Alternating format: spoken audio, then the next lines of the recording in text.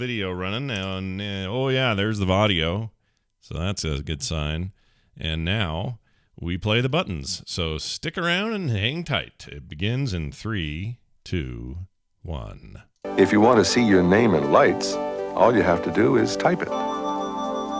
Because when you type something at the computer, what you're doing in effect is turning on a lot of little points of light on the screen. Each of these points of light is called a picture element, or pixel for short. Then why would anyone send an angry message to you?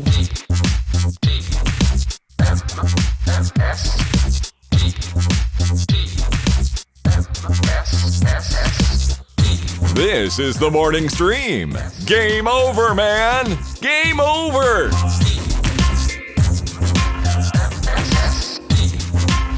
Morning, everyone. Welcome to TMS. It is February 4th, 2021 with Scott and Brian. And Brian, I have a question for you right off the top of the show. You ready for this? Right off the bat. Okay. All right. When was the first time you heard that picture elements is the long form of pixels? I imagine I've heard that before, but I've completely forgotten about it until now. I was like, oh, really? Pixel, picture element. I work with pixels every day and have for 20-something years in a professional manner, and I learned it like 2 days ago. I had no idea that pixels was short. Yeah, and I put up that tweet. People are referencing the tweet where I said, hey, I asked the same question basically of Twitter, like, when's the first time you heard of it? Vast majority of people, 99% of them, I would say, said right now is the first time I've heard it. Yeah, I know. I imagine, something in my eye. I think an eyelash or something. That's no good. Or a piece of poo. Whoa. Yeah, no, if I ever learned that, I'd forgotten about it until now. So does that make Mr. Mixes-Pitalik, is that short for Mr. Picture Elemental Zilzik? Oh my gosh. Hadn't thought of that. Yeah, now you're making me question everything. That's not what I came here for. It's all so very It's very distressing. Confusing. So look at this. By the way, I should give credit. The people that did come back, it was very interesting. The people that came back with knowing it and saying, I learned that in 1980, whatever. Yeah. We're all old. I shouldn't say older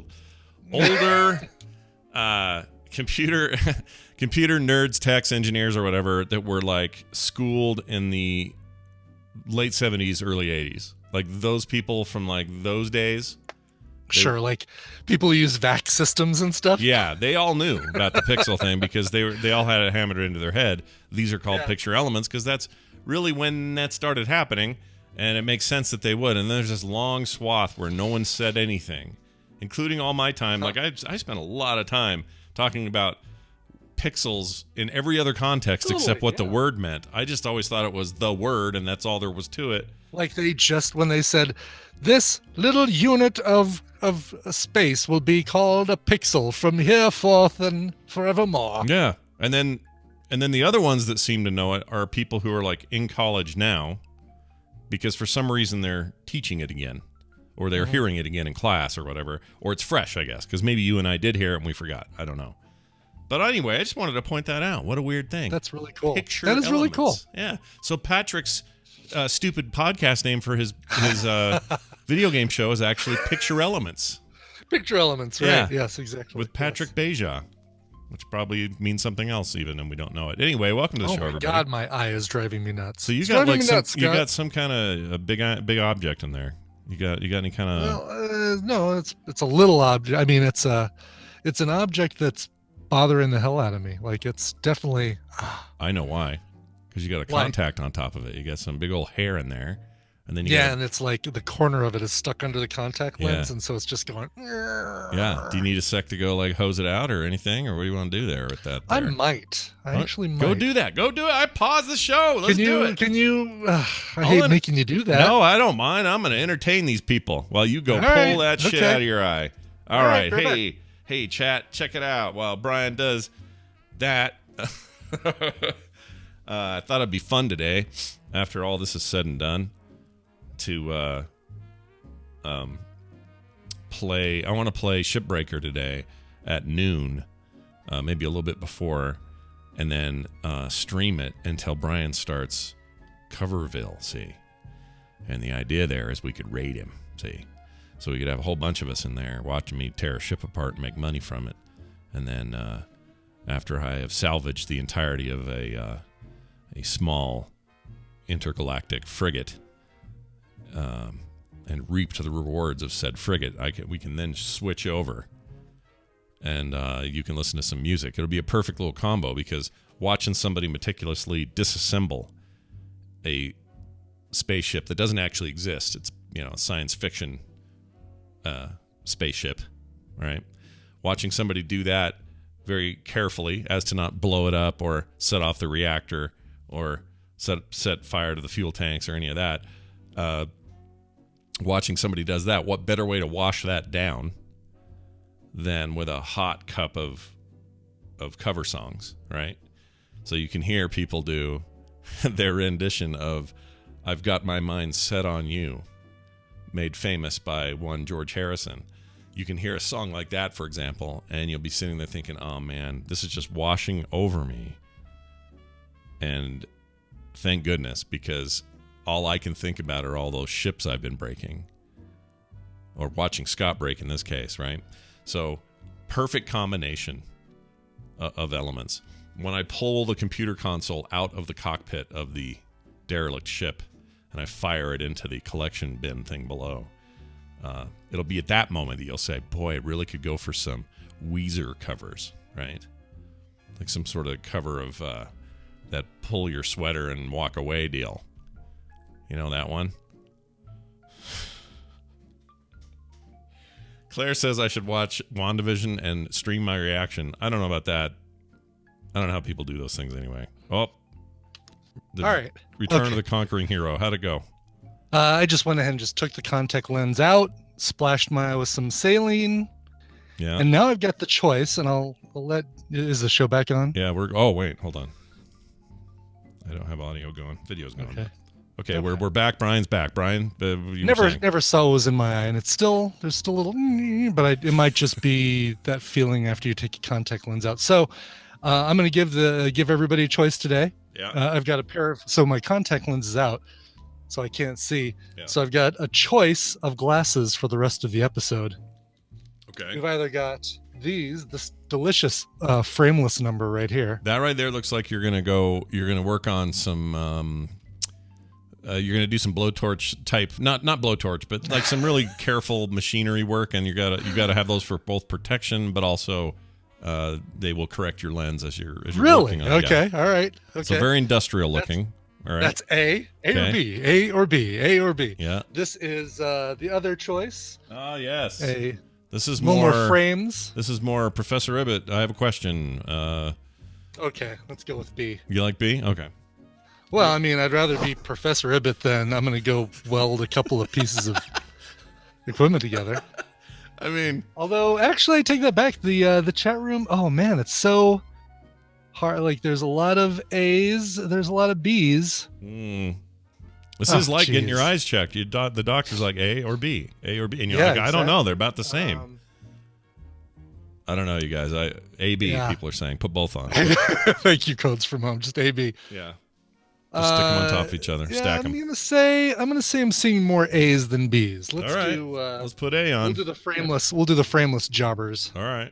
There it is. You're like, let me see. Did you bring your watch with you, sir? Okay, great. Let me go in the back, see if I can look at it, see what's making it tick wrong. Perfect. All right, good. All right. Well done. Hey, I don't know how your day started, but mine started with the following. Okay. The dog, the big one, Ripley. Yes. Ellen Ripley, the giant freaking Weimar dog. The gentleman rhymer whiner. Yes.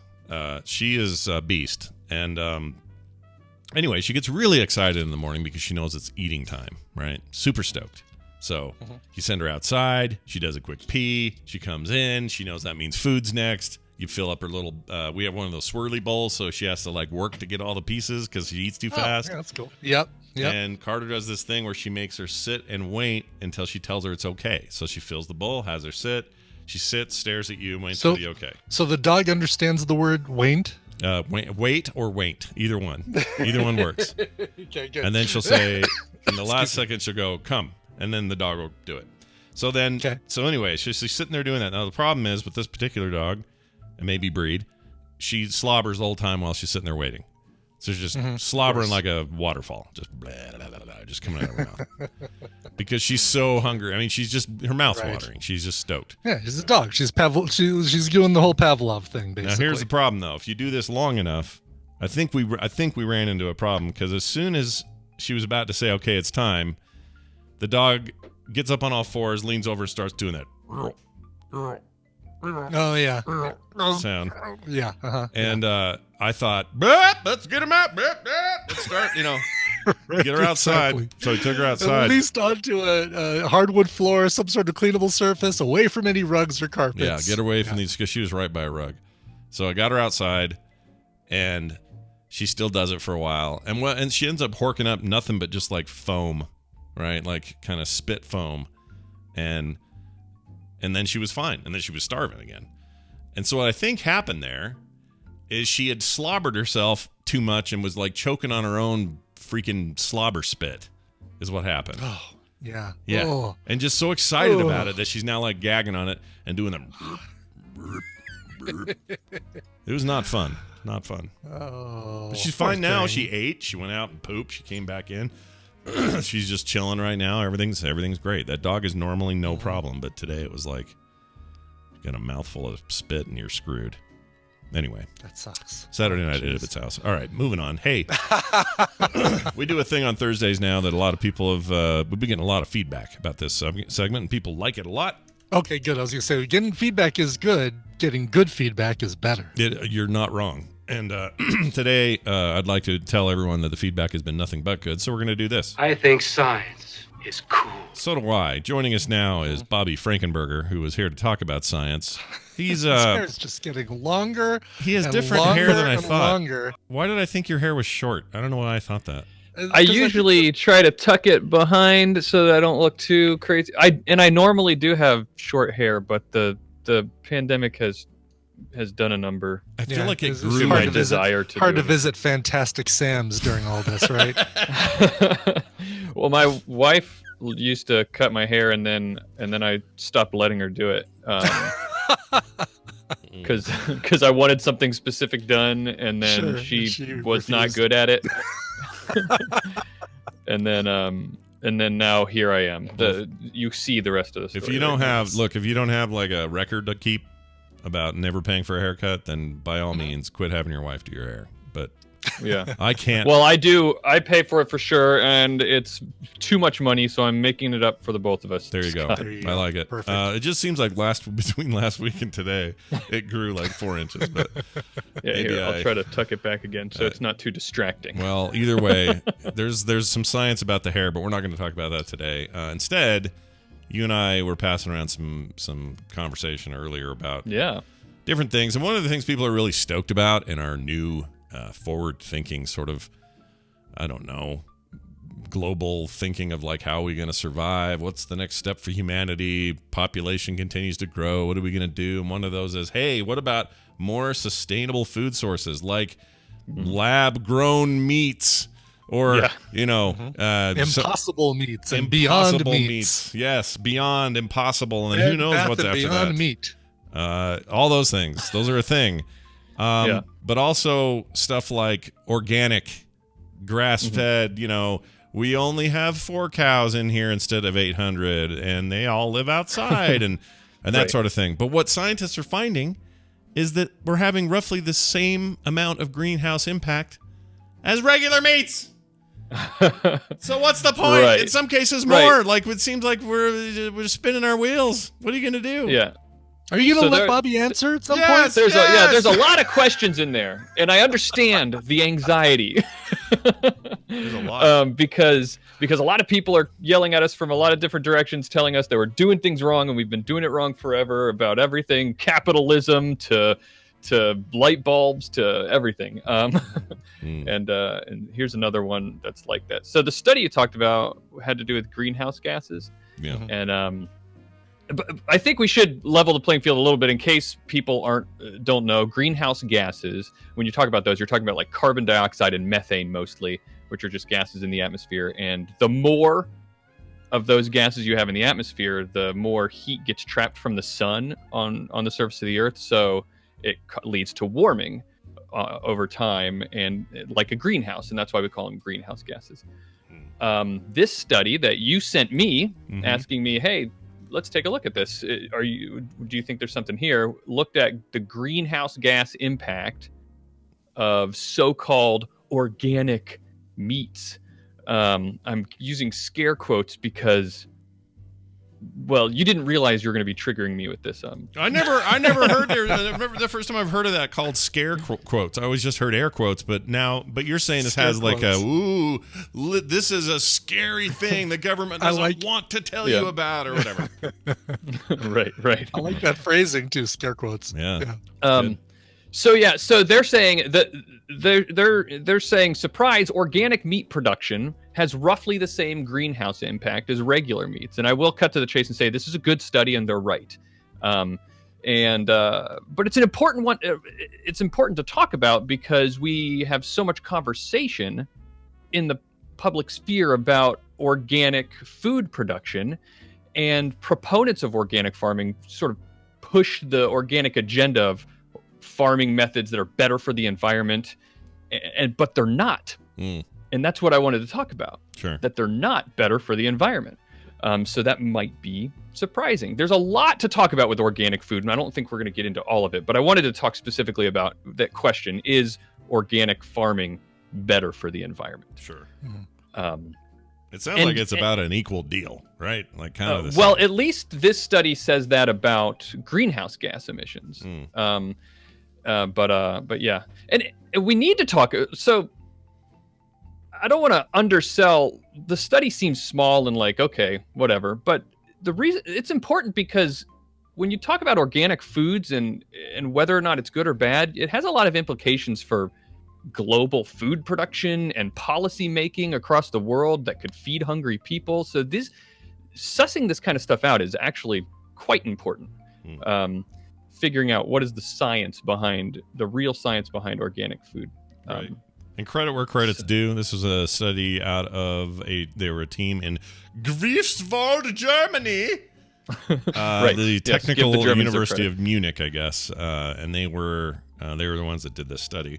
But the ramifications are what? Like, do we just back off and go, well, I guess it's back to regular old ass non-organic farming because this didn't work? Or Well, okay, so the study, just so we understand what the study was talking about, this particular study is a narrow study. It looked at the lifetime, not the lifetime, but the overall production of greenhouse gases over the entire course of meat production. So they looked at from the start. They're talking about like what kind of greenhouse gases are produced when you process the feed using fertilizers to process the feed that are eventually going to feed the animals, versus organically fed animals. That would, the way that they define organic meat is farm animals that were fed using crops and feed that fertilizer wasn't used to grow those feeds. Sure. And so they found that there's almost, like we've been saying, there's almost no difference between. In fact, chicken seems to even produce more greenhouse gas. Organic chicken produces more than regular chicken in terms of greenhouse gases. Yeah. Interesting. So because they don't have the fart problem that the cows do, right? The methane issue, yeah. No, and it's funny that you say that because this is one of the reasons, actually, why this actually might produce just as much as normal, intensively fed or typical farming practices for animals. Is the fart production. Yeah. Yeah. Because when you have organic animals that are grown and fed organically, they live a much longer life because they take longer to get to the size that you want them to be before you butcher them and pack up their meat. Yeah, because normally you steroid them into being all like a fat chicken and kill Right. them early. Yeah. So you extend the And so time. it turns out the longer an animal lives, the more farts it produces. Yeah. Go figure. Yeah, go It's like figure. people, And like so me. meth. Yeah. But also the more food that you have to feed them, Yeah. and that food has to be grown. Right. This what it sounds like to me, per usual. This is my big takeaway. Okay. Everything in this life that seems like we want stuff immediately. We want to be able to say, oh man, pollution. Tomorrow I want that gone. But what ends up happening is you realize how weirdly interconnected everything is, and nothing's a simple cut and dry kind of A and B sort of thing. It's like saying, like all these electric cars we have now, it's great. We're in a new era. Someone in the chat mentioned this, so it reminded me of it, but it's great. Pure electric cars. But what you don't think about are their tires are still rubber. Rubber production costs this and does that and is petroleum based, and it's like having gas on your car, kind of permanent gas rings stuck to your car. You have the issues of how do you produce that much electricity, or where that stuff doesn't just come out of thin air. You got to like generate it, and how do you generate it? A lot of coal in some places, a lot of other ways in other places. So the sustainability just gets shifted around a little bit, so the veneer looks like, oh, look at us, electrics, woo! But what's really happening is underneath we're like scrambling to try to make it all work, and it's still some of the same processes. And so I don't know, for me, it's like a reality wake-up call to say there is no overnight. You can't just freaking cut this thing in half. It's never going to be 100%, or at least not initially going to be 100%. Yeah. It's got to be a gradual thing as all the systems around sustainability become sustainable themselves. Yeah. It turns out that the environment is complicated. Yeah. There you go. It's complicated.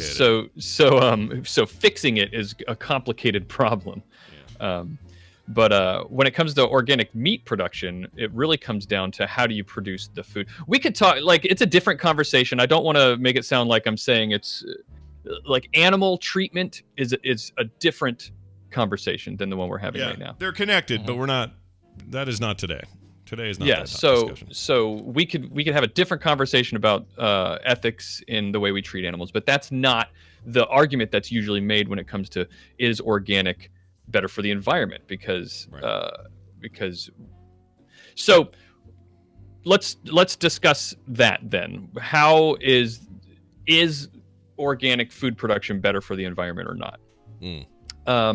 And it's complicated, yes, but maybe not as complicated as it at first seems. To be clear, any kind of farming is bad for the environment.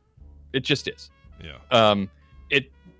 No matter how you cut it, organic farming, in what so-called intensive farming, which would be like the way we typically mass produce crops. Yeah, but for the record, you're talking about mass production farming. We're not talking about humans in the 1700s trying to make a patch of land produce a couple of pumpkins and a piece of corn. Like we're talking about like big food production, 90 billion tons of corn a week kind of deal like that. Well, it's a scale question, right? Because even your garden has an impact on the micro environment around it, right? Like just around the soil, it's going to suck up CO2 and nitrogen from the soil. If you do use fertilizers, there will be fertilizer stuff in that small area. It's not going to have a huge global impact, but when you scale it up to a large farm, yes, it's going to have. That's when it starts to become a concern. So the problems are the same at every level. It's just on a larger scale. What are the large impacts of it? Yeah.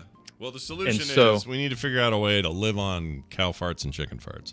If we can do that. We're definitely producing a lot of those. We are. So why we ought to harness that. I'm sure this is easy. I'm sure it's no problem. Somebody should figure out a way. No problem at all. Yeah. Just reach My out car there. runs on cow farts. Yeah. Little tiny compact cars could run on chicken farts. We got this. This is it. We're done. Load in chickens into the back of your car. Yeah. Instead of smart cars, we have fart cars. It makes perfect sense. You'll have farking lots. Anyway. Oh, geez. Yeah, I know. Now that's a whole different thing. Oh, I see. That's out back behind the Target Supercenter. All right. So just to swing it around to, is anything being done? Like, are we headed toward any solutions on this, or are we just in the middle of this is more complicated than we thought? Like, where are we at? No. So the soapbox part of this conversation that we have is me saying, yes, we are trying to do things about it. Scientists are trying to do things about it all the time, but organic lobbies keep coming by and trying to slow down the progress that we're making. So the reason that organic food production is worse for the environment has mostly to do with the fact that organic food production takes more land to make the same amount of food. It takes more water to make the same amount of food. It takes more stuff. So you cannot produce as much food on the same amount of land, because all the advances that we've made in farming make it so that we can take that same amount of land and make more food. And so let's say you wanted to produce 1 ton of grain. An organic farm has to be X big to make 1 ton of grain. And a typical modern farm can be much smaller. And the rest of the land that would have been used by organic farms, we could just leave it trees. Yeah. And the things that we want it to be. Oxygen farm, basically. Yeah. An Right, oxygen right. farm. Let's farm more oxygen. Now, some people will say, well, they don't do that. They just use the same amount of land and make a bunch of food so that they can, make a ton of money. But then that's when you start talking about how, well, we also want to talk about feeding the world and world hunger. So make a choice, right? Like, okay, Yeah. you can cut production and make less food on the same amount of land, or use less land to do the farming, and you're going to have to make people starve because we already do not produce enough food to feed the world. So how do we do that? Is by coming up with advances in farming technology, GMO technology, and to produce more food, better fertilizers that are not having a negative impact on the environment, because scientists want that. They don't, it's not like they're saying, screw the environment. It's, if they're trying all the time to make pesticides and fertilizers that have less impact on the environment, that is the goal. So you have to let them do the work to do it. You know? Sure. It's going to take time. It's going to be your grandkids that will go, these initiatives worked. Or there's still too many chicken farts, they'll say. 2075. You never know. All right. Yeah. Well, it's interesting stuff. If you want to read this entire article we found this from, it's from sciencemint.com. Just go find just go search for the organic meats section over there if you want to read more. And learn about factory farming in general, because it's an interesting subject that you probably don't know much about. You just go to your store and you buy your stuff and you don't think about it. But there's a reason those carrots are so big, and you got them so fast, and you got them so cheap. Steroids. That's right. It's all steroids. Bobby, always a pleasure. Let people know where they can find more Frankenberger science. I've got a podcast called All Around Science. We do science news and deep dives into topics like this. And we would, if we were to cover this on our podcast, and maybe we will in the future, we would go deeper and kind of flesh this out a lot more. This was a very surface rant I was making, less of an argument. I know some people in the chat were saying they know a lot about this and that they have a lot of disagreements with me, and we could talk about that for sure. But because I was not trying to make the 30-minute long sophisticated argument here. But we might do something like that on the podcast. So check it out, All Around Science. You can go to allaroundscience.com or just find it on podcast places. Very nice. Podcastplaces.org. Just kidding. Doesn't exist. Is that one taken? Have a good one, Bobby. We'll see you next subscribe time. me on podcast places so I can be number one. Yeah, man. We got to beat Keith and the girl this month. Let's do it. Free Talk Live's got that number one spot. We want to take it. Go ask you can ask yourselves. It's not that old. That's right. Ask your older brother. Ask your older brother. Okay. Hey, we're going to do the news. And let's see what time is it. Yeah. Oh, yeah. We got time. Lots of time for news. So here's this. It's time for the news, brought to you by Coverville today at 1 p.m. Mountain Time. That is at twitch.tv/Coverville. Justin Timberlake is turning the ripe old age of 40. Oh, man, what an old fart he is. Mm-hmm. That's an old fart that could power my car. Justin Timberlake turning 40, so we'll have a couple sets of covers of him, as well as an interview that I won't tell you about right now. I'm going to wait until a little bit later in the show and tell you about the interview. But it's really cool. It's an exciting, I don't know. It's a band that you're really going to dig. And I interviewed them, and we'll find out more about that later. That's awesome. Is it a band I know? Is it like a... No, but it's a band you're going to know. Oh. That's what's cool about it. Ooh, we're getting out in front of this, are we? Yeah. Okay. It's how all bands, they all have to start somewhere. Got to start somewhere. And today on Coverville is where it's going to start. Yeah, if that's hey, if that's A, I can't wait to see where Z is. That's amazing. Right. See? Here's a fun one. I don't like the TSA, but I haven't been to an airport in a long time either. So kind of forgot what it was like. I don't like TSA. You guys could add that one, but it needs the E on the end, so we probably It's won't the use it. E. That was do as I say, not as I do. There you go. It's my parenting advice for everyone. Right, exactly. Yes. Happy 24th to your son, by the way. Jeez. Good That's Lord, I know. 24 years. What is that even about? What are we even doing? Yeah, he asked for a bartending set, and that's just weird. It's just weird. So he's got like a Boston shaker and a strainer and a muddler, and one of those long, goofy spoons with the twisty. Oh, right. Yeah. Twisty stems. And made by Galoob, the hot new collection by Galoob. Right, exactly. It just seems like 5 minutes ago he was 12 and we were going to that bowling alley for Nerdtacular 2010 I know. or whatever. It's crazy. How is this possible? Yeah, I don't like it. No, sir, I don't. Nope. Anyway, here we are. TSA. An agent has now been convicted. So it's one of the dudes at the place, saying, "Excuse me, ma'am, can I check your shoes or whatever?" Take off your shoes. Yeah, that guy. Take off your belt. Yeah, this dude, this guy. You know this guy.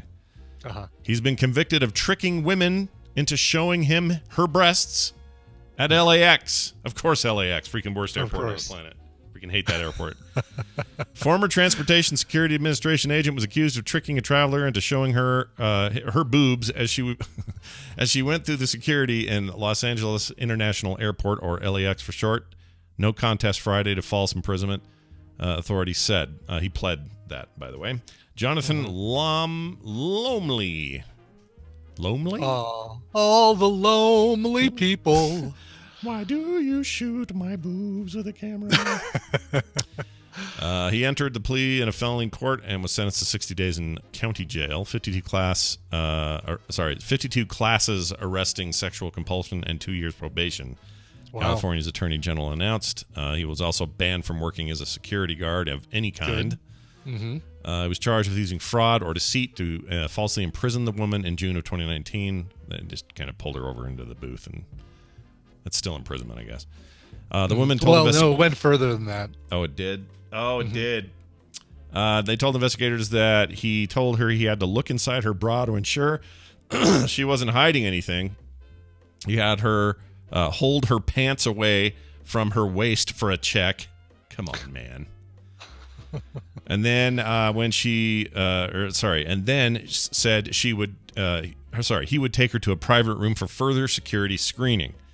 But when they were alone on an elevator, Lomley told the woman he could perform the screening there and ordered her to lift her shirt and show her breasts, then looked down her pants. Lomley then told the woman she was free to go and added that she had nice breasts.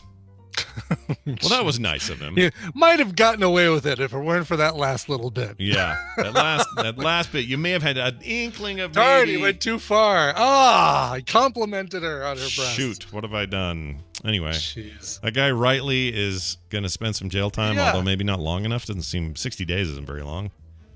Seems like, I don't know. And he deserves, the at least 2 months in jail, and the classes for a year and 2 years of probation.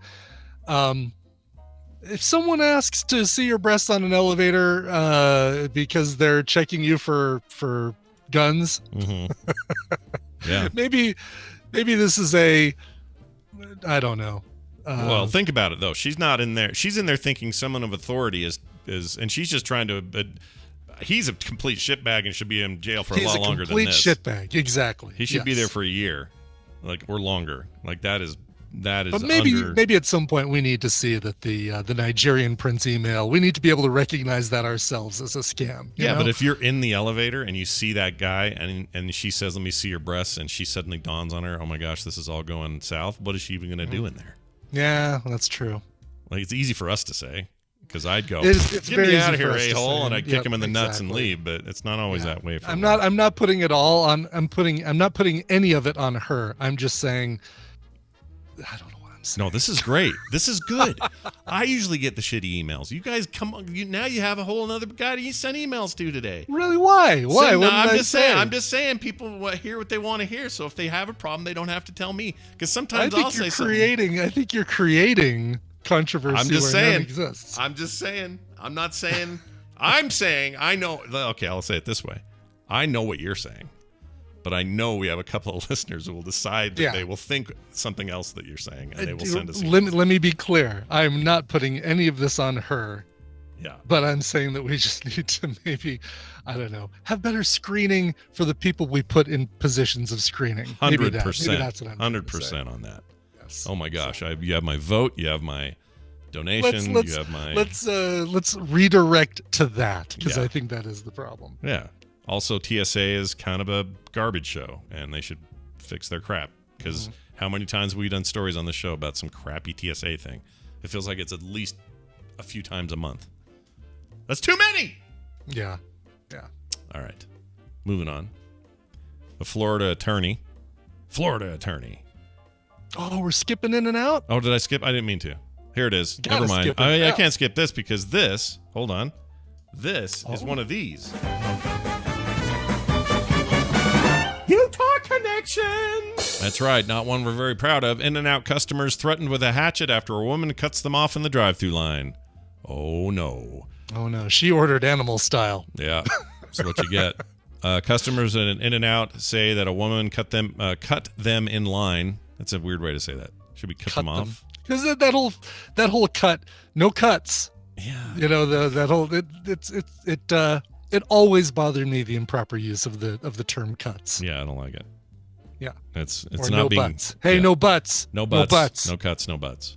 Yeah. There's in a line and a drive-through at one of the franchise locations in Utah. I was in West Valley over here, not far from me. After trying to get the woman's attention, they said a man pulled up in another drive line, I guess, and threatened them with a hatchet. Really poorly written. It's really bad because first of all it says Yeah. woman, and then he says that he's threatening them. Or they're I don't get that. Anyway, the incident occurred in In-N-Out in West Valley City. Fox 13 now reports, according to reports, a woman driving a silver BMW. They're just repeating the story. Honked their horn. Okay, several minutes later, another car pulled up and the man got out. Oh, he got out. He didn't just show it at the window. He allegedly used a hatchet to smash the window of the car the two men were in. Oh my God. Yeah. The suspect followed this up by showing the two men his bloody hand and telling them that their blood would be next. I will drink your milkshake. Yeah. Which one are you ordering? Are Yeah. you getting vanilla or are you getting chocolate? They only have the two flavors here, vanilla or chocolate. They're cheap, but they don't have a lot of variety. I will drink your milkshake. Could you order me an extra one? I This will be your blood. I will not dip my fries in your milkshake. At some point you have to blame the people in the In-N-Out burger line, Scott. It's not all on the woman with the hatchet. Oh, that's what I say. You've got to. Well, it's a guy with a hatchet, but yeah, I get your point. Oh, it's a guy with a hatchet. Yeah, it was a man. Police gotcha, officers, yeah, they were going after the lady. Police officers are reportedly able to obtain a vehicle license plate number from a witness and track down the driver, who was identified as 37-year-old Damian Lee Hallett. Oh, Damian, that's where you should have seen the trouble coming, because he's hellspawn. He's son of Satan, right? There's no good Damians out there. No. I know we might have some listeners who are Damians. Your time will come. Oh yeah. I'm just gonna try and equally offend everybody today. In-N-Out line waiters and people named Damien. I'm just going for everybody. Yeah, why not? Equal opportunity offenders. It's the glasses. The glasses are making me evil, Scott. It's like I've already got the goatee, so I can't be the Star Trek alternate universe evil version of Brian. Right. It's the glasses. Yeah. Maybe it was always the glasses. Maybe I should have picked B instead of A. You should have gone professor glasses. Should have gone professor. Yeah, this would have solved it. Welder glasses have turned me into a monster. Indeed. Okay, now I'll talk about this Florida guy. Okay. All right. Florida attorney disbarred, meaning kicked out, can't practice law anymore. You know what disbarred means. I don't know why I'm explaining it. Disbarred won't serve me anymore, so we're going to go to the next bard. That's right. Never play a bard. Anyway, Florida attorney disbarred for making a porno while he was in jail. Oh, wow. Well, Yeah. You know what? That's creativity. Look, when best. you're in jail, what do you when you got nothing else to do? Brazzers. A Florida lawyer has been disbarred for using his attorney's privileges to visit women in jail and record sexual encounters with them for a pornographic film he made, according to Florida's Supreme Court. State's highest Doorbell's court. about to ring. You ready? Yeah. There it goes. Did you hear it? What is that? That was the doorbell. Tina's got it, but I just, Oh, do you have I figured the audio was going to interrupt. No, I couldn't hear it. I heard a pre-interrupted. tiny little ting in the back, but I didn't hear anything else. Yeah, that wasn't Yeah, I'm loud. amazed the dog didn't go apeshit because that's usually the dog's. That's when ours lose it. Mm-hmm. That's just dogs, though, right? Doesn't everybody's dog do that? Do some dogs Yeah, just I think it is. quietly? I don't know what it is about the doorbell that makes dogs go nuts. I think they just know it means people. Yeah. They're conditioned to know that people will be there. Because there was a time where Jim Raynor, the female dog, didn't bark at the door if it got knocked or rang. But then when Izzy was around, she did it naturally, and then Raynor would do it in response, and now she does it taught every her. time. Yeah. Yeah. She taught her a Yeah. horrible deal. And it's not like they get any sort of negative reinforcement because the people who ring the doorbell almost always leave at some point, so they know that eventually their barking did the job and it scared them away, even if it took a while. Yeah. Yeah, I don't get it. They see the results and say, "See, Dogs are they weird. left. UPS left. I did that. That was Yeah, me. That that was was my me. barking." Yeah, you think they'd be here all night if it wasn't for me? I'll do it again. Exactly. Anyway, where was I sorry, here? Florida lawyer. Oh, yeah. Disbarred. His name is Andrew Spark. There's your first sign of trouble right there. There's no good Andrew Sparks out there. It sounds like a porn director in its own right. Mhm. Anyway, Yeah. according to the FSC, Spark abused his privilege in practicing law. He used his law license to access private rooms, did this whole thing, made the film. He's 58. He's on probation since 2019 after pleading guilty to charges of bringing contraband into detention facilities. This guy's he's like a bad Saul Goodman. It's like, He really is, yeah. get your All shit right, together. this next scene. All right, action. Hey, did somebody order a cake with a file in it? I'm here to fix the plumbing in your one toilet that's also a sink. Yeah, what does your horrible script look like? What is this? Ugh, I don't even want to I'm know. sure they play off the fact that they're in jail and make it a sexy warden or something. Yeah. Well, there's Although it's got to be all dudes. I Has- can't has imagine to it's be not dudes. like a co-ed situation here. yeah, I assume so. Unless that was the contraband that he brought into the detention facilities was a woman. Is there any? There's no such thing as a co-ed jail, is there? There's not, is there? There's co-ed prisons, but they're not all kept in the same. Mm. Okay. They're not all kept in the same room, right? So it's if 30 days in has taught me anything, it's that your jail will have both sexes, but they're not all going to be in the same place Right. at the same time. That makes sense. Trying to think. So we're building a new prison out or down south somewhere, and they're going to close the one that we've had here my whole life. That used to be what we call the boonies, but now is like super populated. So they're getting rid of it for mostly that reason. But I guess it has ladies in it, and they just never mix the two populations. I guess. Yeah. All right. I don't know. Never been in prison. Couldn't tell you. Final story, Brian. Psychedelic mushrooms grew inside of a man's veins after he injected them. I want to thank Troy for this story. I've been holding on to it for a while. Oh my God. Yeah, Troy Okay. sent this in. He sent it in basically to say, hey, you thought that was weird. That guy had mushrooms growing in his nose or whatever it was. Oh right. Yeah. Ears or something. Ears. Yeah, maybe it was ears. Oh, yeah, it was ears. You're right. Yeah. Yeah. And so he's like, hey, I got one better. A man's experiment with psychedelic mushrooms went disastrously wrong when he nearly killed himself. According to doctors, in a new case reported this week, they detailed how a man injected a tea made from mushrooms directly into his body. Wow. And then developed a life-threatening infection that had them growing in his blood. The experience left him in the hospital for close to a month. Fortunately, he did survive in the end. According to the report, 30-year-old man had been brought to the emergency room by his family after exhibiting confusion. He had a history of bipolar disorder as well as opiate dependence and had recently stopped taking his prescribed medications. His family doctor told police, or told doctors. His family told doctors. Why does that sound weird? Doesn't matter. In the course of trying to self-medicate his depression and dependence, he came across this research showing the benefit of using psychedelic drugs like mushrooms and LSD. Long with the short of it, put it in his veins. They literally kind of metastasized this and created new spores of the mushrooms. It's just crazy. Yeah, right. I mean, you're making tea from these mushrooms. Yeah. And then you're injecting that tea into your veins, and there's enough of the mushroom material for it to. I'm just picturing like the Wesley Crusher looking through a microscope and watching these little mushrooms grow. Mm-hmm. Oh, Mom, look, these mushrooms are growing inside Barkley's veins. What are we gonna do? I love that Barkley's the one with the problem. Barkley's the one who would do this. Come on. It is. It's totally fine. Who else would do it? Honestly, think about it for a second. Right. What Star Trek character injects mushrooms into his veins? Nobody else on the Enterprise that's going to be injecting Barkley, that's mushrooms it. into their veins. It's got to be Barkley. Come on. Nailed it. Yeah. Maddock Murphy. No, Mad. What was his name on A-Team?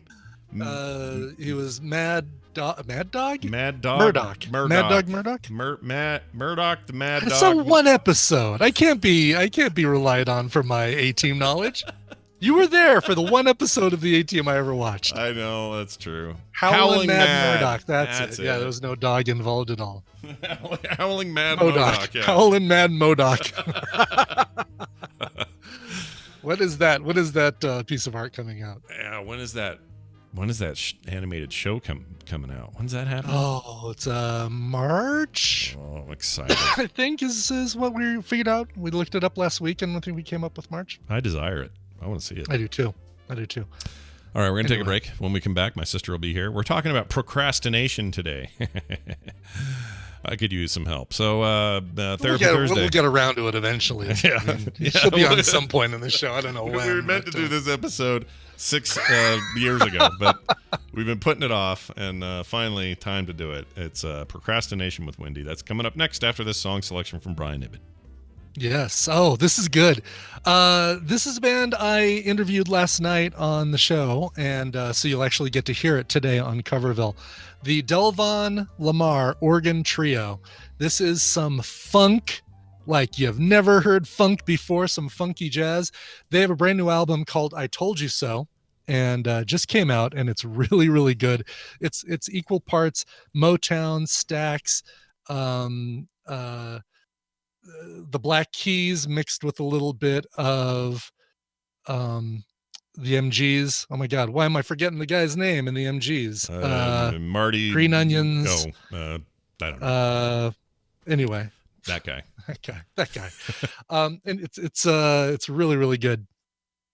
They do a cover on this album of Careless Whisper by Booker T. Thank you, Booker T and the MGs. Why was that name just completely out of my mind? They do a cover of Careless Whisper by Wham on here. Wham featuring George Michael, as they called themselves for that song. Oh, yeah. I remember that. And it's great. You're going to hear that on Coverville, but it's indie in the middle, so you get to hear a non-cover right here. This is the song called Call Your Mom, and it's good advice, too, from the brand new album I Told You So, from the Delvon Lamar Organ Trio. You like to pedal, but not outside? Try this year's His and Hers gift, called a laser tour. As you pedal away the pounds, it produces pleasant panorama. Cost $20,000. Ja, der große heilige Martin.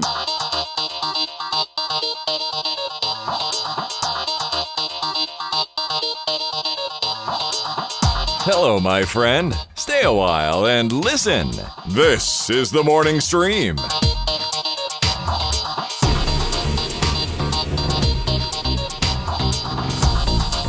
We're back, everybody. Yeah, these glasses just aren't working. I can't. They're not comfortable. I can't.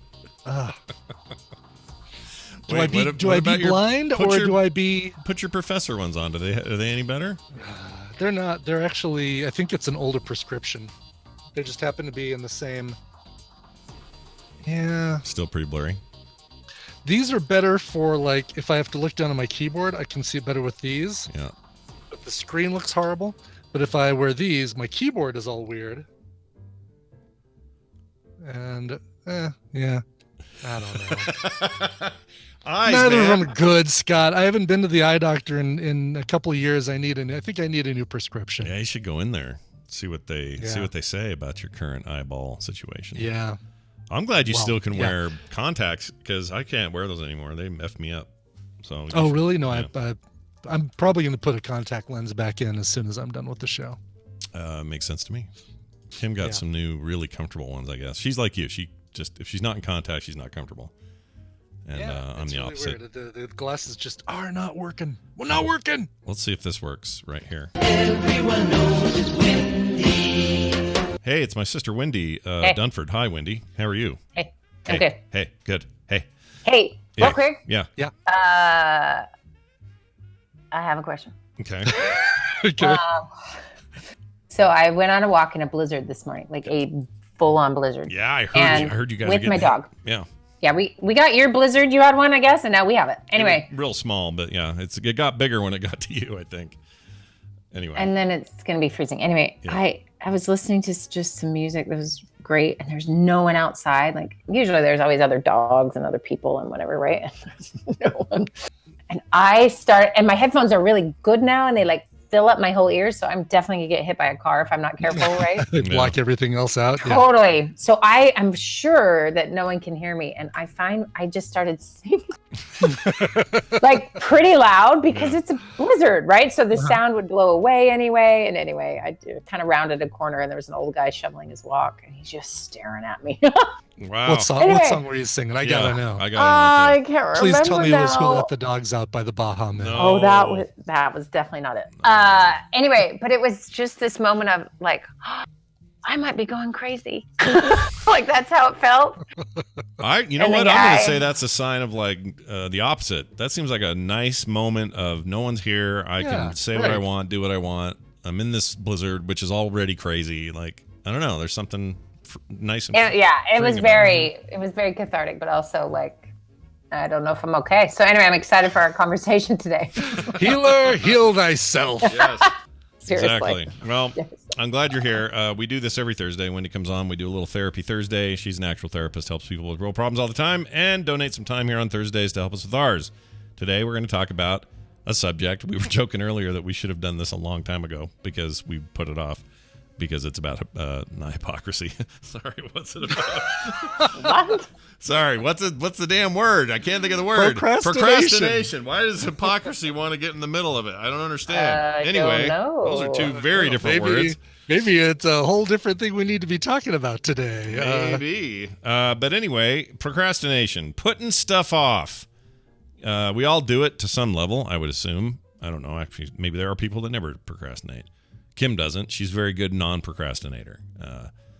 Very rare. Yeah. Not me. Tina's the same way. Yeah. When there's something that needs to be done, Tina jumps right on it, and it drives me nuts. Yeah, it drives me nuts too because it adds to this feeling I already have, which is I'm already bad at this. But then when I see a good example of it happening, it just makes me feel worse about my personal, crappy procrastination.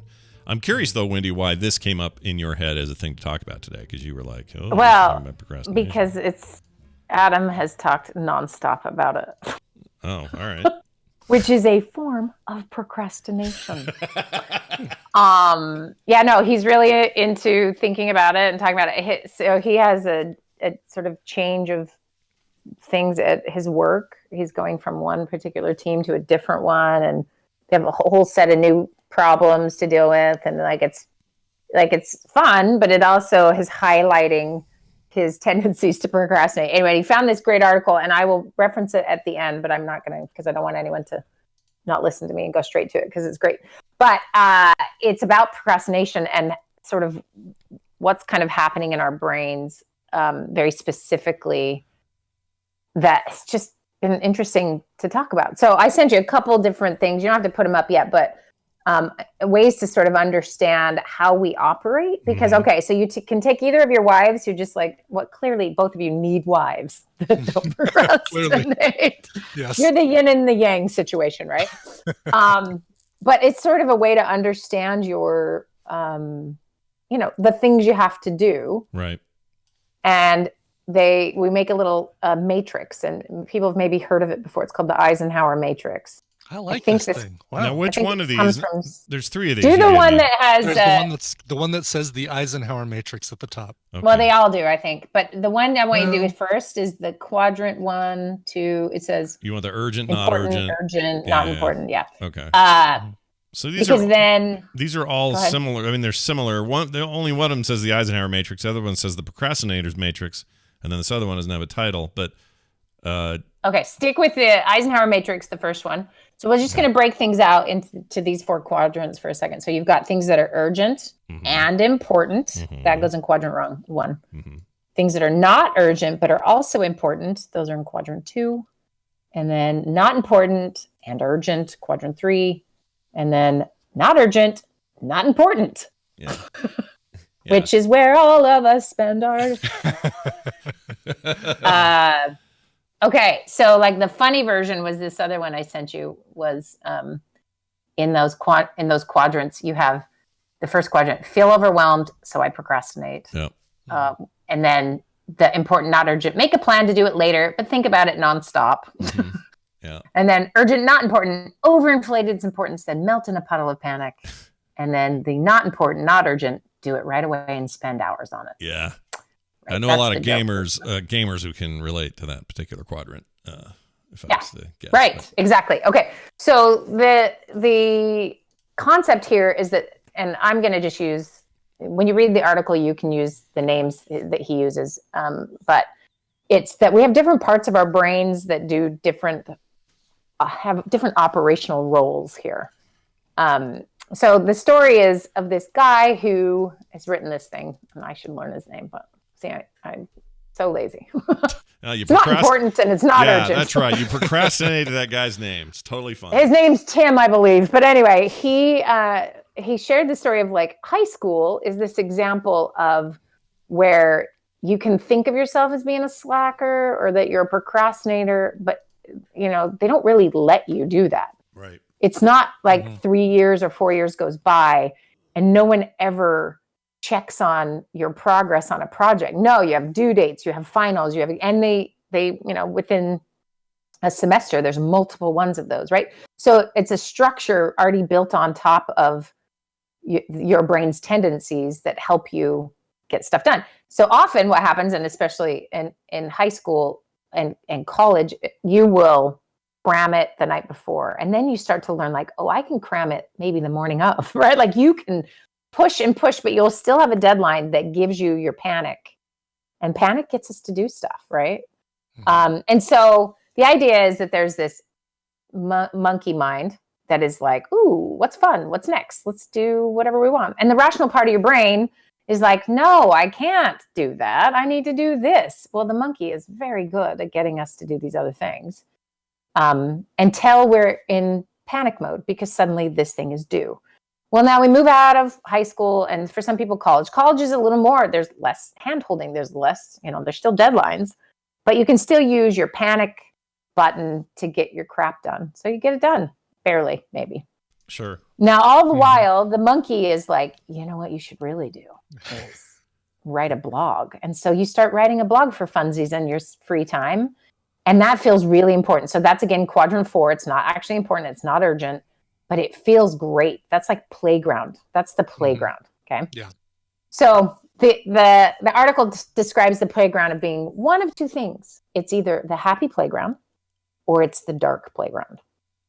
And the difference is how you're treating your other quadrants. So if you are not getting important stuff done, that's urgent, you're feeling like a failure. Yeah. And if you are definitely not getting quadrant 2 stuff done, things that are important but not urgent, like, longer term planning things, or even just getting urgent things done, your playground, that's what takes on the flavor of the playground. The happy playground is when you've got some of that other stuff done, you feel good, now go play.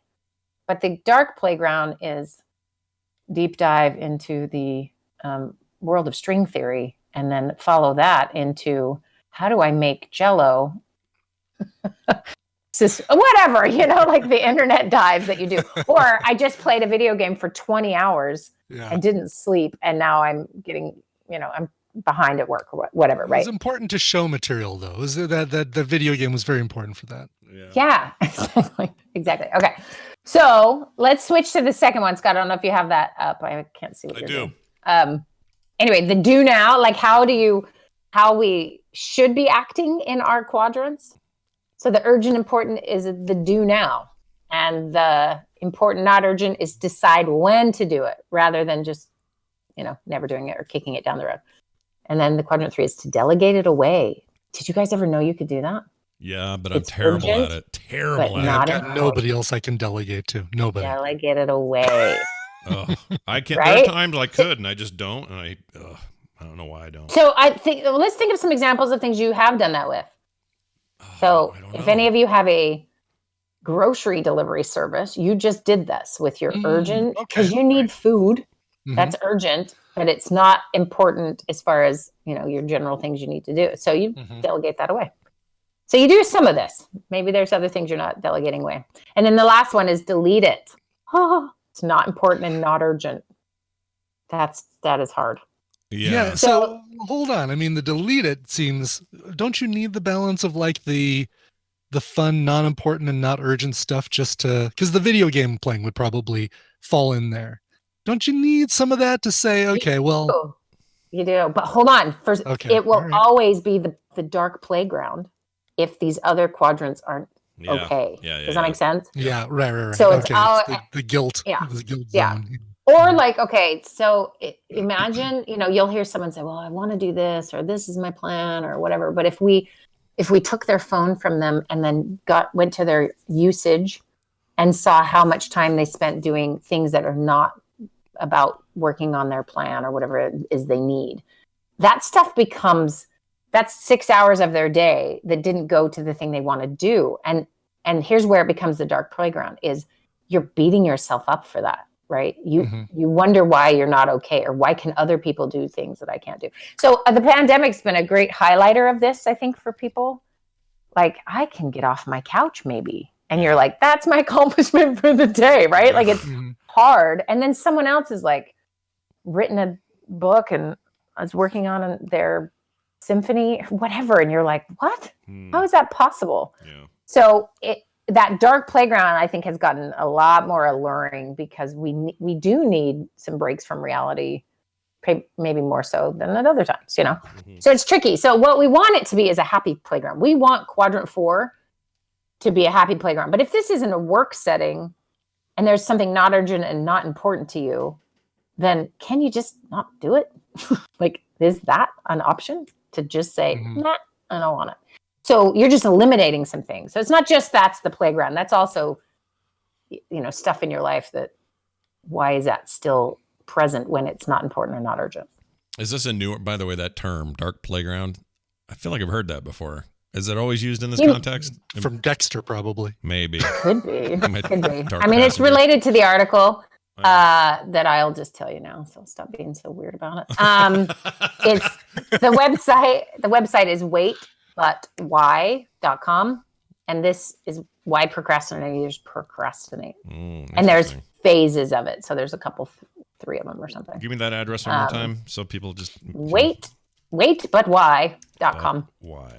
And then it's wait, but why? But wait. Yeah, Wait, spelled with an N. Just kidding. WAITBUTWHY. There you go. Found it. And then there's 2 of them, and they talk about he talks about the decision maker, the instant gratification monkey, and the panic monster. And then you learn a little more about the dark playground and the happy playground.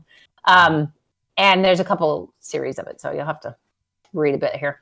But so go back to the matrix for a second. Yeah. And now we go to the procrastinators matrix. Okay. Do you have that? I do. This is pretty darn accurate. Yeah. In quadrant 1, we have do when it goes from urgent to appallingly dire.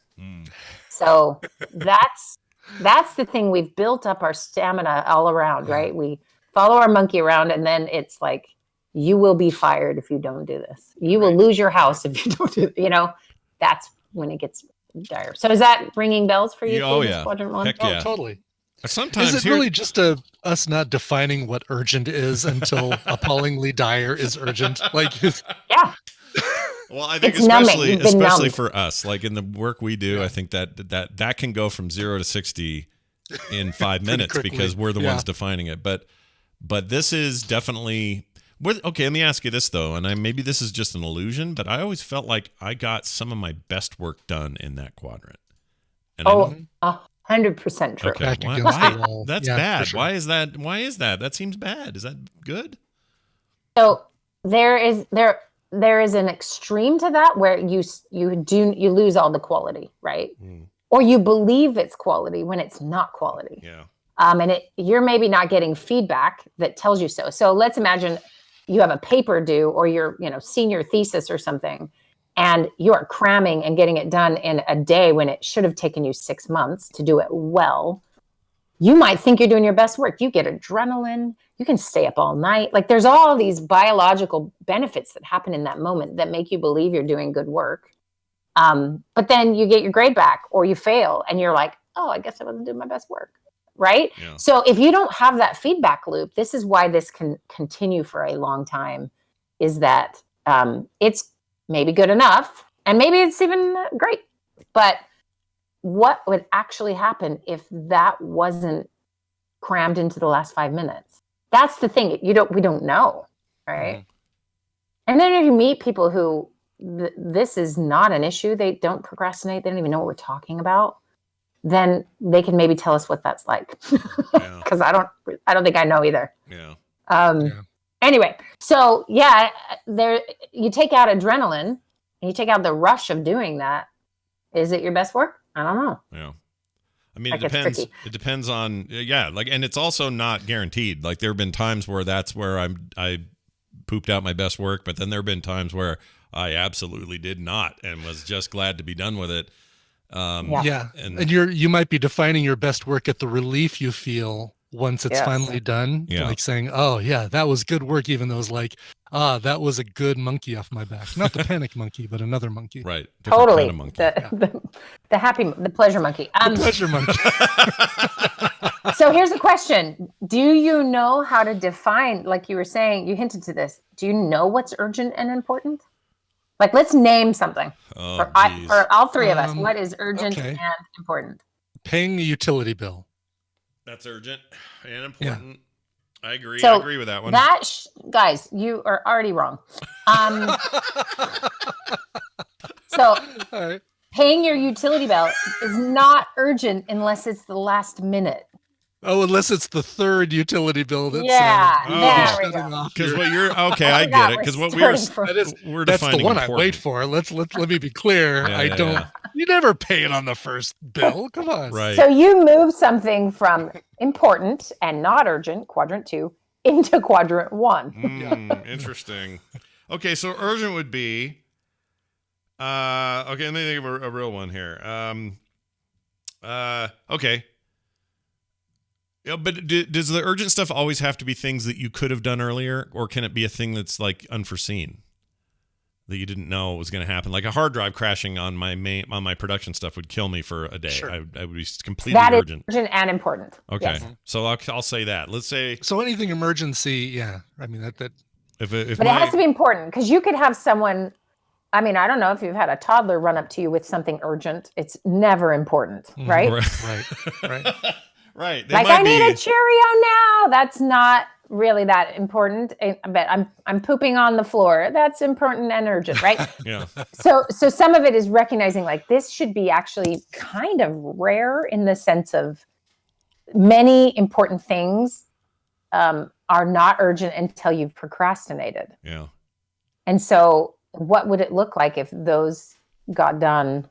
So notice in quadrant 2 here, we have the important and not urgent as a procrastinator. It's delegate to the future you. Yeah. I don't know if have you guys ever met the future you? No, but I don't want to either. Let's be clear. You think that guy is amazing. He can do everything. Sure. And he'll have time and he'll have focus and it'll get done and it's going to be great. I know better. And I know the future me is not going to be the amazing So you guy. have met him. It's just going to be me in about an hour. Is The the future. present me. Yeah, exactly. With all the same quandaries. Same problems and Right. yeah. So exactly. kicking the can keeps that. Yeah, That's, but your that's point that is box. your point is that we're saying to ourselves, we convinced ourselves that if I kick this down the road, future me will handle it then because Future me he will takes be care able of it. to, Yeah, even though we don't exactly. actually But future know that. me doesn't exist. It's a mirage, Right. and you always run into it when Mhm. you get Yeah. there because it's present you. Yeah. I know I'm ignoring it now, and I know the guy in an hour that I'm pushing it off to is going to ignore it then. Yeah. Yeah. I Yeah, get that. totally. That makes sense. I do that all the time. Okay. So let's name something. Okay, what is urgent and important is your hard drive crashes. Sure. You got to take care of it. Okay. So how many of those things should happen in a day, or you think would happen in Should a day? hardly ever happen. So it should anything only anything that urgent. And if anything, Right. we're constantly if we're smart about it, this maybe goes layers deeper that you don't want to go, but we've got backups for days, and we have online backups, we have local backups, we have a secondary system that's ready to just shift in for duty if Sure. something catastrophic happens. Like there's preparation that could be made. Well, let's say this. Customer provided a typo in the URL that they made you build that ad. So right now their emails are sending people to the wrong website. That's important and urgent. Yeah. Yes. Yeah. Yes. Okay. That's a good one. And if you don't deal with it, Mhm. you're like things are not going to go well. Now, Right. so when those things happen, you need to have some space to handle them, right? Mm-hmm. Yeah. But if urgent and important is that thing you said you would do a month ago, and it has to be done by, I don't know, taxes. This is a good example. Yeah. April 15th at noon, then it's April 14th. You still have all of the stuff you'd kick to future you, plus anything urgent and important that day. And this is when we are in a big hot mess as a procrastinator, right? For sure. Okay, so if you didn't take care of your crashing hard drive, then, and again, to handle this, right? It's too much, right? That's when we go to our dark playground. Right. And it's dark instead of happy because it isn't a break from our work. It is a break from our reality that we keep spinning in. Right. Right? Right. Okay, so let's pick something in quadrant 2. So we got not urgent and important. What do you guys think is in that quadrant that you tend to delegate to the future you? I mean, that Now would remember- be paying the utility bill. Okay, so delegate to the future you. Mm-hmm. And the right version of this in quadrant 2 would be to decide when to do it. Mm-hmm. So they see the difference. One is you just kick it down and that other guy will take care of it. And hope that it gets taken care of. Or Hope that he remembers. Or you put something on the calendar and says, on this day, make sure you pay the utility bill. Yes. So there's the difference there. So Scott, how about you? Do you have a procrastinator quadrant 2 matrix you tend to do? Yeah. You delegate to your future you? Let me think. Yeah. I'm trying to think. It's not all just work stuff. So I'm trying to think what this could be. Your health? Yeah, that's a good one. So like, I have a appointment coming up at the end of the month to do a 3-month check on the blood. Yeah. They're gonna check my blood. And so right now I'm thinking about what it's not urgent for me to know, but it's important that I make that appointment and find out. You know what I mean? Like the follow-up is important. Mm-hmm. So I don't know if that counts. Does that count? It's very important. Yeah. And it's not urgent. Right. So either you wait until it's an emergency, Yeah. or you decide when you will take care of it. Right. I mean, even something as innocuous as getting on the treadmill is Yeah. it's important, but it's not urgent. And that's what makes it so easy to say, oh, I really need to take care of this first, and then I'll get on the treadmill. And then the day goes by and Yeah. Good. Your trigger boss, point. what if your boss implemented you have to track this many steps on your watch before you get your paycheck? Yeah. Yeah. Like be like, preventative. it's funny because Tina's company did that for a month, but it wasn't based on your paycheck. It was based on your getting a discount on the health insurance benefits. Oh, Yeah. It's like, if interesting. you do yeah. this for 30 days and you show it, then you get this discount on your health benefits. Yeah, they Like, give you a oh, little tracker, right? They give you a thing that you have to. Yeah, or they let you use your own. She had the Apple Watch deal, so all she just had to do is forward them the reports from the health app. But yeah, Did if you she didn't just have talk it, a they'd lot give you more with her hands? Like, a okay. Fitbit. Sitting at her desk, like swinging her arms back and forth, Nice. Okay. taping her watch to the ceiling fan. Yeah, all that stuff. Yeah. So that's a perfect one that goes in that matrix. It is so important, but it is down the road where that importance plays out and that urgency sort of shows up. So you can't just hope your future you will do it. You have to decide when to do it, which might mean every day you have to decide when to do it. That is the reason it makes it so hard. Okay, how about quadrant 3, which is the not important and urgent. And if you're a procrastinator, you do it. You do when quadrant 1 is urgent. So you don't wait. You just do the non-important urgent things. It's all lumped in there, right? I would. This is a very specific example, but I would put world quests in World of Warcraft in this spot. They're urgent. They have to get done by a certain time, or else you lose the benefits of those in game. Yeah. But they're not important by any stretch of the imagination. Right. Yeah. That's a good. That's a good one. I'm trying to think of a real world one, and it's hard actually to me to come up with one. Yeah. So not so urgent, but not important. Right. What? See that feels oxymoronic to me. Like I hear that and go, well, how's that possible to be both? Because it's something with a deadline that the deadline feels important, but the task itself is not important, right? Important in your long-term scheme of things, right? Like, so you're trying to impress someone that you kind of hate. Like, I just wish they'd go away, but I need them to think I'm cool. So they need me to do this thing now. It is not important that this person likes me, but they need it, and I do it anyway. I mean, I don't know. This one's a little harder, which is why the correct use of this quadrant is to delegate it away or to let it go, maybe. Okay. That one's hard for me. It's hard for Can me. somebody I do still my can't- world quests for me? I'll give you my login. Just go and Totally. Tech, that's go to illegal. Maltraxxus and They'll do kick some you off stuff. your account for that. But yeah, like Well, but again, Brian, so like in your happy playground, that can be taking place over there. Yeah. Which it does, of course. It does. But if there is a it time. in this- But because there's a time limit on it, that immediately, for some reason, makes me feel like it's an urgent, but not important. Oh, I got. You know what? Chat room's got one. Ark Dallas says, "Make a post for your comics. It's promotional, not urgent, but important in the long term." That's a good one. Yeah. Okay. Okay. So there are examples of that in my life for sure, and a lot of that could be delegated. That's funny. So this is interesting because I've never really thought about these things before, and I've seen this quadrant thing before, and I just went, "Ha, procrastination. That's funny." And just kind of blew it off. I'll look at this later. Yeah. I'll tuck. I probably did. I probably bookmarked it and said, "Oh, this something I'll look at later." Yeah. Speaking of all of you who, this is the important, not urgent quadrant where you delegate it to the future you. How many tabs do you have open right now of something you will read? I just added 2 for you. So open those tabs. Don't read it forever. I'm a weirdo with tabs. I hate multiple really tabs good being at that, open. yeah. So I cut down. I'm like, I have two tabs right now. One for the show notes and one for the waintbutwhy.com thing you sent. Did you say waint? It's wait. I know. Yeah. It's a Utah thing. It's more of a dad thing. Dad taught me. It how to is say your waint. mom thing. When I talked to her the other day, she's like, "Wait." Oh, she did? I'm like, whoa. Brain surgery did not fix the N in wait. No. The whole but that was the secret. Nobody knew this, but the reason we sent her in for brain surgery is to fix all Was her to weird get that words. fixed. Yeah. Didn't work.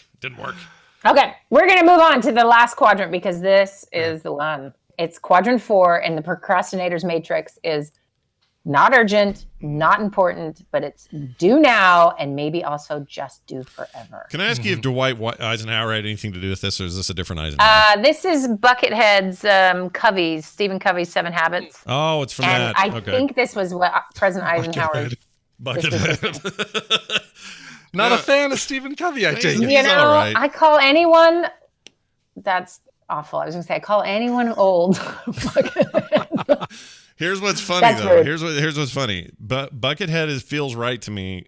Okay, so Covey is Utah native, born and raised here. He is a Utah staple. So like, I don't know how far out the Covey 7 Habits, New York Times bestseller stuff. I don't know how far reaching that was Oh, it's on a far national reaching. scale. It seemed like a big deal though, and It was. But here, it's an institution because it sprung from here. So everybody and their dog knows who this dude is and knows about all this stuff. And the reason I've seen that quadrant thing before is because I used to work with a guy who worked for Covey, and when he came to work for the company I worked for, he was all day showing these charts and this quadrant thing and everything else. That's the last time I remember seeing this stuff. So calling him Buckethead just feels right because Because he's like your neighbor. Yeah, he's like our neighbor. Yeah. Yeah. So No, anyway. sorry, that was not nice. He's a nice human, I think. I don't know. He doesn't But, listen to the show. We're fine. Well, he's I don't dead. even know if he's alive still. He's isn't dead. Maybe? He died. Anyway. He died. Oh, he Stephen R. died. Covey See, I'm talking about the dead. I'm Junior, terrible. Junior's Okay, but- running the joint now. His son's doing it, and he seems all right too. They seem fine. Okay, the Eisenhower, it really is President Eisenhower. Like that's somehow the origin was like he thought of this or Really? Okay. So let's give credit where credit is due. Anyway, so the do now quadrant 4. Look at it. We're already avoiding talking about the thing. The dark So, playground. Yeah. The dark playground. So not important, not urgent, which would be rest, relaxation, having a good time, right? Yeah. But how many of you listening have done a deep dive into something insane and afterward felt crappy because you wasted a bunch of time, right? Mm. So it's a World thing. Quest would fall into this one as well. Is it possible to have 2 quadrants taken care of by one dumb video game trope? Exactly. Yeah, I feel like video games can do all of it. Like they're Except capable. maybe the. So let me give you urgent let me and give you an important. example of how your rational self and then your gratifying instant gratification monkey talk to each other. So this is also in the article, but I'll just read it because it's a perfect example. So the rational part of you says, this is a perfect time to get some work done. The monkey says, nope. Let's watch a bunch of YouTube videos on creatures of the deep sea and then go on to YouTube spiral that takes us through Richard Feynman's talking about string theory and ends with us watching interviews with Justin Bieber's mom. Then we'll reorganize our to-do list, check sock prices on Amazon, and split up our iPhoto albums into smaller, more specific albums. By then it'll be 2, and we have an appointment at 4:30, so it's too late to really start any work at that point. Yeah. That's the gratification monkey in the dark playground. And it So makes there you we feel are. like That's you got where a bunch of if stuff done, doesn't it? It feels like by the time you're done with all that, you're like, 100%. oh, look what I got done today. But Yeah. none of Which it was I mattered. got sock prices. I didn't buy them, but I got the prices. And I You know? reorganized my to-do list. I didn't take So- anything off of them, but It's reorganized. Well, so everything in your not important, not urgent just took over all the other things, right? So then notice what the not procrastinator matrix says in quadrant 4. Delete it. Right? Like delete it. Yeah. How do we do that when so much of we get so much dopamine from Q4, right? That's where we get our look at what Justin Bieber's mom has to say.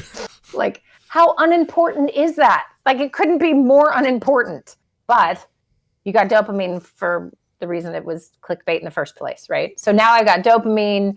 I've spent a bunch of energy. I don't even know what's in quadrant 2 or 3 or 1, right? So that's tricky. So how you get out of it, the article will go on and give you lots of ways to handle this. I still need to think about it because I feel like I don't know. There's also subtypes that are fun to get into. Like there's the impostinator matrix. Whoa. And they spend a ton of time in quadrants 3 and 4. And then there's the successinator matrix who does lots of urgent things, feels really good about it, you know? all horrible James Cameron movies. Yeah, basically. Really a dark mark. That's his dark playground, boy. I'll tell you what. And then real quick, this is the sad one, the disastinators matrix, which is you're just living in quadrant 4.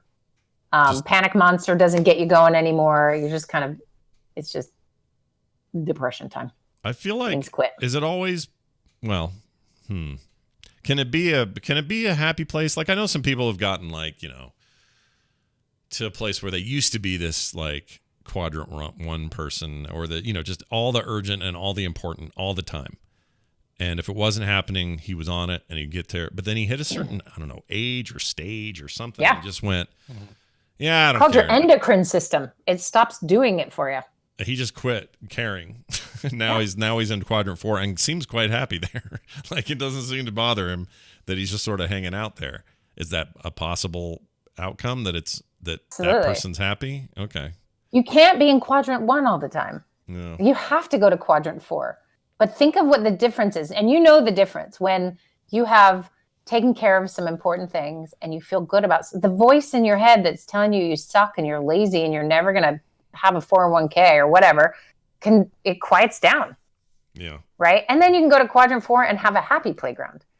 Our problem is the happy playground turns into the dark playground when it's used to medicate or soothe away all the things that those voices are saying because you didn't accomplish any of the things. Well, and one big caveat, if we were in a different side of the world and planet, maybe this accomplishing and doing is it's a frame of mind that is just so Western and so toxic anyway, right? Which is, well, I'm only good if I do, right? Yeah. And so that's some of the debunking of all of this from a psychological perspective. It's like those voices didn't come out of nowhere. They were trained in us, and whether from our own families or the culture we grew up in, or even just the way school operates. I mean, I look at my middle schooler who sitting on my couch with his feet up, eating Cheetos while listening to a class. And I think he skipped right to college. Like, what's happening? So I don't know where this goes, but I do wonder if there's some magical thing that could come out of this, where there is some maybe flexibility in the due accomplishment brain. I remember extra resenting high school time when I started taking college courses and realized that it was such a relaxed affair. Like, it's so much different. Like, in high school, it was like, sit up, don't chew gum, you're walking too fast, you're going to detention, buddy. Like, all this stuff constantly, bam, bam, bam, bam. And then you get there and you go, oh, I can sort of not even come to this class if I don't feel like it. And also, exactly. Like, it's just such a change. Once you have to make those decisions on your own, boy, everything feels so optional. Our instant gratification monkeys go crazy, right? Yeah. Because suddenly you get to control these things that weren't controlled for you. But then people go, well, why am I now 42 and I still can't? It's because the instant gratification monkey was sort of never, you kept following it around, right? Like, there has to be some shift. And that's, and that's why it's $1 billion industry to tell people how to be productive, right? It's because we all struggle with this because every one of us has the same basic brain structures. Right. Some of us just don't get dragged as far along by the instant gratification monkey. Others do, Yeah. So anyway, I don't really know any of the answers. I just thought it'd be fun to talk about. Yeah, it's fun. So wait, all this and we don't have a solution? There's no quick fix. Being aware of it is the Be aware. That's my answer to everything right now. Okay, so we're in quadrant 2 on that. The awareness quadrant, right? Wouldn't you say? Like, yeah. Where it's important. Wow. It's important but not urgent. That's what we just did today. So what we need to do is to delegate it to, we need to decide, not delegate it to some future us. We need to decide, when are we going to deal with our procrastination? Yeah. And I want to call, what do you call him? Instant gratification monkey? Yeah. I want to call him masturbation gibbon. Can I call him that? No. Because for some reason, when you say that, I picture like an old nature documentary with some horny monkey in a tree, and that's all he does all day. That's kind of what you're describing as one of those guys. Well, let's just take this from an evolutionary standpoint for a second. What does a monkey need to do to be successful? Reproduce, eat, and calculate the perfect arc of throwing feces to be able to hit the and maintain its position in the culture, which includes sometimes just impulsive everything. Yeah. Everything's impulsive. Yeah. So we are not so far. That's true of so many. It's true of so many animals, right? It's so much about impulse and instinct and everything else. But there's something about when a monkey's doing it, because we look at a monkey and go, It's got opposable thumbs, and it's us. It's kind of us. It's a hairy us, right? It's a hairy us, and it's you give a monkey a giant prefrontal cortex. They are us. Yeah, and that's our difference. So our prefrontal cortex is fighting all the time against this monkey. Yeah. But we tend to hamstring it because we have also figured out how to give ourselves dopamine without any effort. Yeah. Right? We can just push buttons. We can open a snack bag. I mean, yeah. We've just followed that monkey pretty far. Yeah, so. We're like that rat with the cheese button. Just keep pushing that button. Gotta get that cheese hit. All right. Well done. Always fun. And we'll do this next week. And for those asking, I've had a lot of people ask during the week how our mother's doing. She's doing good. She's mostly annoyed when people visit her and don't bring food. That's mainly her thing. That Chick-fil-A. Yeah. She is starving in there. Well, it's just healthy food, but she is like sneaking, you name it. Every time I've talked to her, she's got a mouthful of some kind of local fast food. Yeah, it's kind of not great. I mean, because I don't think these are good habits for her return home. But like Misha showed up there yesterday, I think it was, with no fast food this time, and she was all mad at her. It's the first thing she said. "Where's the food? You didn't bring any food." Perfect. Yeah, she's hungry. So it's like a forced diet that's like killing her. But here's what's great. When I saw her swelling was almost completely gone, and she looks great. It was hilarious. She knows everything about everyone in there. Yeah. She's like, well, there's this guy. He's got a silver ponytail. He's worked here for 25 years. He lives a couple blocks away. He walks to work every day. I'm like, Mom, do they know you're listening? She's like, you can imagine when you're working around 83-year-olds who had brain surgery, you're not overly cautious with what you're saying.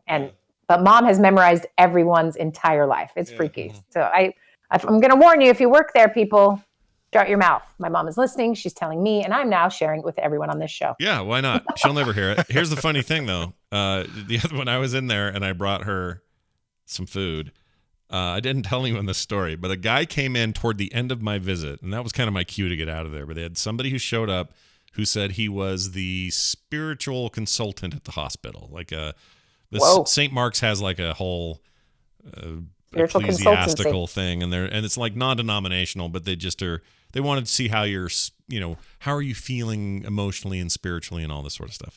So he was telling her that and going, so that's what we do. We're here to just see if you have any needs. And she goes, did you bring any nuggets? She's like looking at me like, what does that mean? And I just laughed. I'm like, oh my gosh, Mom, freaking yes, but they're spiritual. Yeah.